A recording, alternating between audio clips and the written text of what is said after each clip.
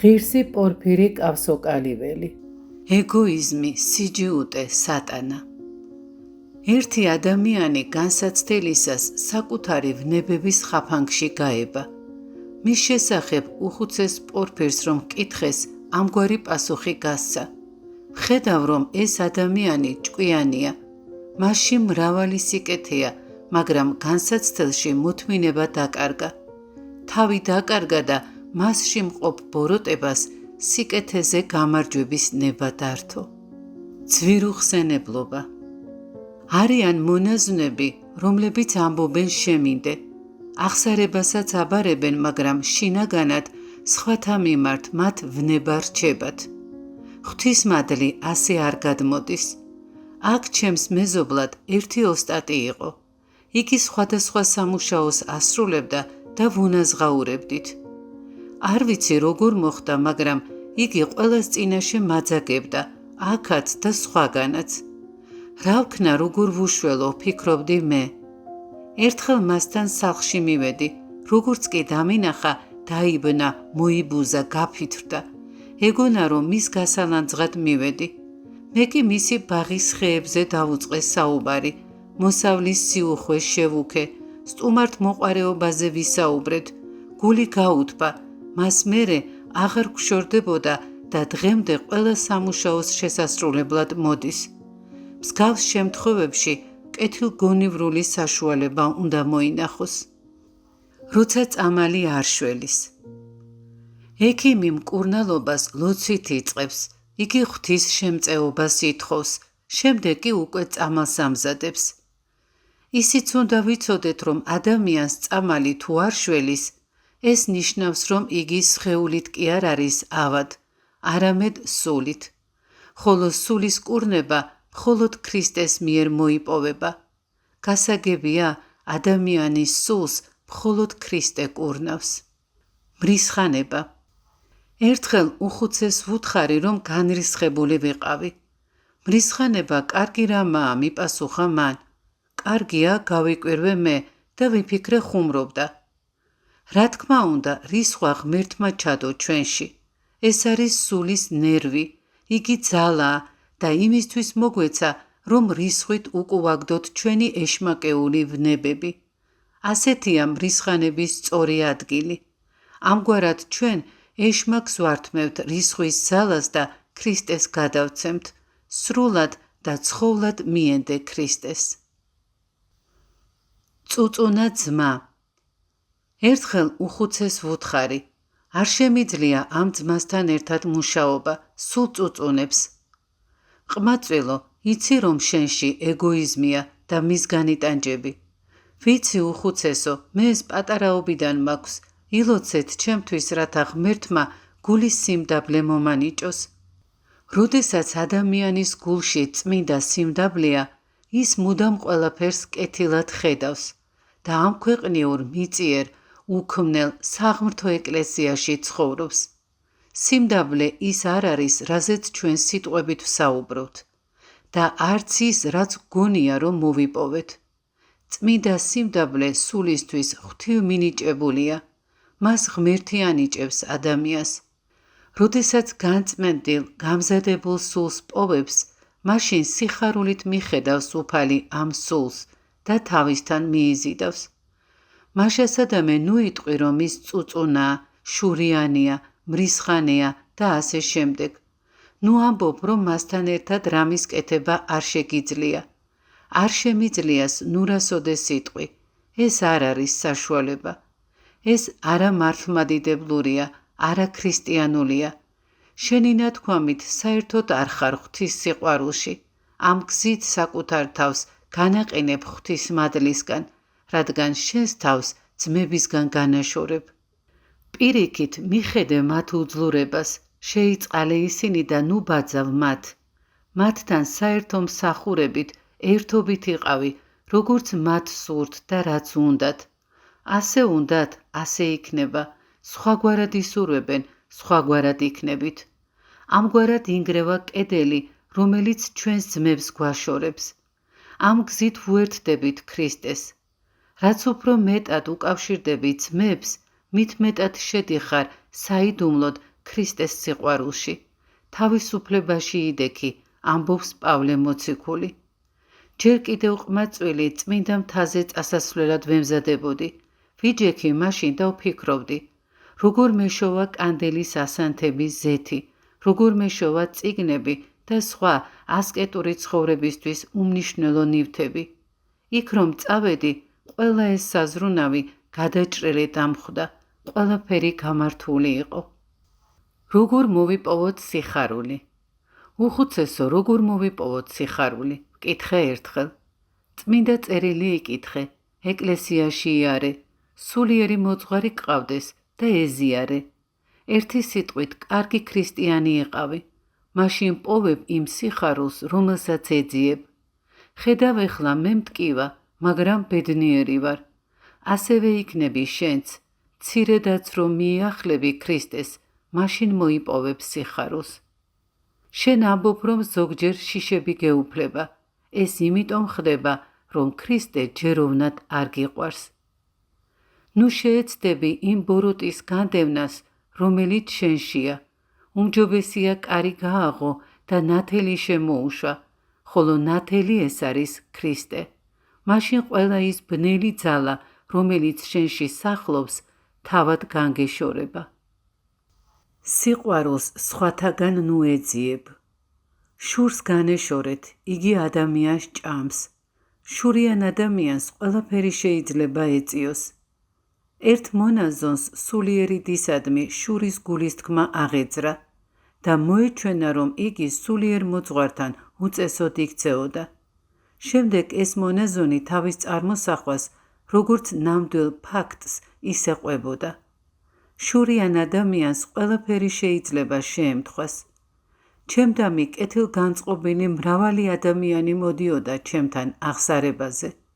ისინი გულწრფელად მიზიარებდნენ მათი ცხოვრების სხვადასხვა შემთხვევას. დედაკაცთა ჭორს, დრტვინვას და წუწუნს განერიდეთ. ქრისტე მეტად გვიყვარდეს, შვილო, ქრისტემ მთელი გულით უნდა შევიყვაროთ. საღმრთო სიყვარულით უნდა გვიყვარდეს ქრისტე. ბედნიერია ის მონაზონი, რომელმაც საიდუმლოდ ყველას სიყვარული ისწავლა. იგი სხვათაგან არ ეძიებს სიყვარულს და მას არ აწუხებს უყვართ თუ არა იგი სხვებს, არამედ თავად უყვარს ყველა. შენ ყველა უნდა გიყვარდეს, მათთვის საიდუმლოდ უნდა ლოცულობდე.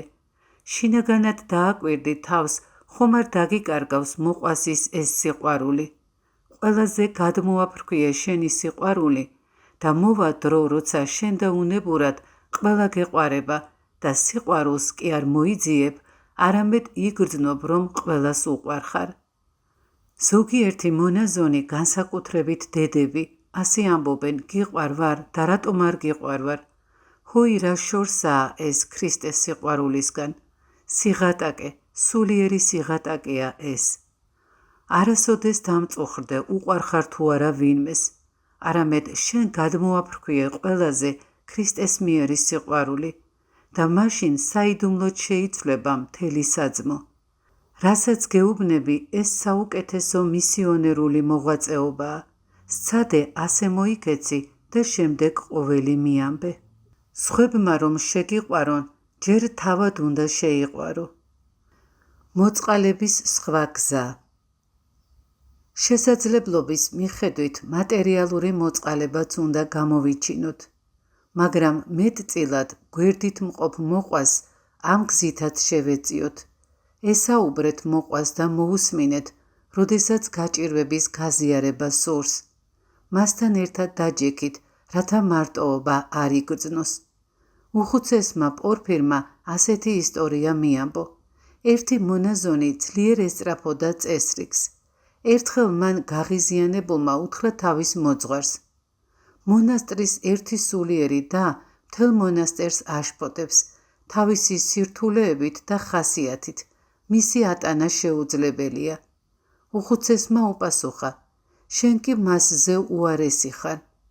თავიდან მონაზონი მოძღვარს შეეკამათა და გაკვირვებულიც იყო, მაგრამ უხუცესის განმარტების შემდეგ მიხვდა ყოველივეს და კმაყოფილი დარჩა. მაშინ უხუცესმა განუმარტა. შენ სულიერ დას ბოროტის სული ფლობს და ამიტომ იქცევა ცუდად. შენ კი თითქოს უკეთეს მდგომარეობაში ხარ, მაგრამ ბოროტ სულს ორივე უპყრიხართ და ორივეს გათამაშებთ. შენი სულიერი და ასეთ მდგომარეობაში საკუთარი ნებით არ ვარდება.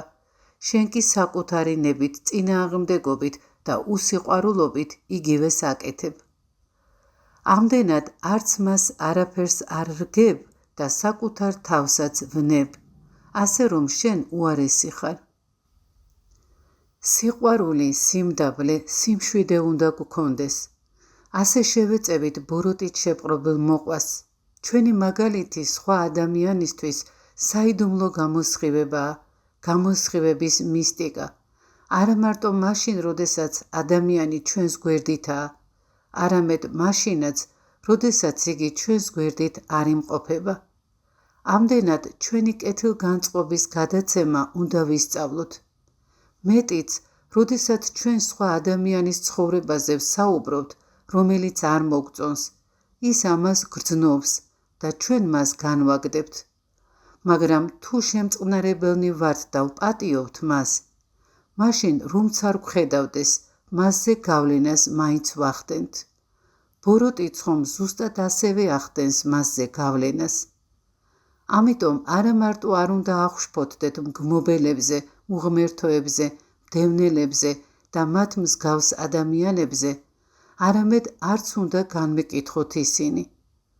აღშფოთება მათ ბოროტს შეამთხვევს, მათი სიტყვები უნდა გძულდეს, მათი ბოროტება, მაგრამ ამის მთქმელი ადამიანი არ უნდა გძულდეს და მასზე არც კი უნდა აღშფოთდეთ, არამედ ვილოცოთ მისთვის. ქრისტიანს სიყვარული და კეთილშობილება აქვს და შესაფერისადაც იქცევა. როგორც მოღვაწე შეეწევა ერს უხილავად, ხოლო მოღვაწის ლოცვის ტალღა სხვა ადამიანზე მოქმედებს. სულიწმინდას ლოცვა ერზე და თქვენზეც გადააქვს.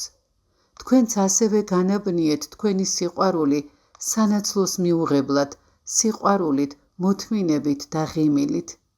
სიყვარული ჭეშმარიტი უნდა იყოს, მაგრამ ჭეშმარიტი მხოლოდ ერთი ღვთისმიერი სიყვარულია, ხოლო ადამიანის, ანუ სამშვინმელის სიყვარული ყოველთვის ეგოისტურია. და როგორია ღვთის სიყვარული, ეს სიტყვებით არ გადმოიცემა, ეს უნდა განგვიცხადდეს. ადამიანს, რომელიც გვღლის და სირთულეებს გვიქმნის, სიყვარული შეუმჩნევლად უნდა მიეწოდოს, რათა მან ვერ შენიშნოს, რომ მის სიყვარულს ვცდილობთ. და ეს გარეგნულად არ უნდა გამოვამჟღავნოთ, რადგან ის ადამიანი მაშინაც შეგვეწინააღმდეგება. ამაში დუმილი შეგვეწევა. სიჩუმე ყველა ბოროტისგან გვიცავს. ენის დაჭერა დიდი საქმეა, გაგვიმხილა უხუცესმა. რაღაც საიდუმლოდ სათნო მდუმარება მოყვასზე კეთილ გამოსხივებას გამოსცემს. ერთი მიზანი უნდა გვამოძრავებდეს ქრისტეს ეკლესიის და მოყვასის სიყვარული. ღვთისმსახურება, სიყვარული, ქრისტესადმი სწრაფვა და ეკლესიასთან ერთობა, ეს უკვე აქვე დედამიწაზევე სამოთხეა. რა არის ქრისტეს სიყვარული? ქრისტეს სიყვარული მოყვასის სიყვარულია, ყველა შორეულის და მტრების სიყვარულია. ქრისტიანი ყველაზე წუხს, ყველას ცხონებას სურს, რათა ღვთის სასუფეველი ყველამ განიცადოს. ქრისტიანს ყველაზე შესტკივა გული, ყველას ხსნა სურს, რათა ყველა მიგრძნოს სასუფეველი ღვთისა. აი რაში მდგომარეობს ქრისტიანობა, ძმის სიყვარულით ღვთის სიყვარულს რომ მიაღწიოს, საღმრთო მადლი ძმისგან მოდის. როცა ძმა გვიყვარს, მაშასადამე ეკლესია გვიყვარს და მაშასადამე ქრისტე. ეკლესიაში ჩვენც ვიმყოფებით, ანუ ეკლესიის სიყვარულით ჩვენ საკუთარი თავიც გვიყვარს.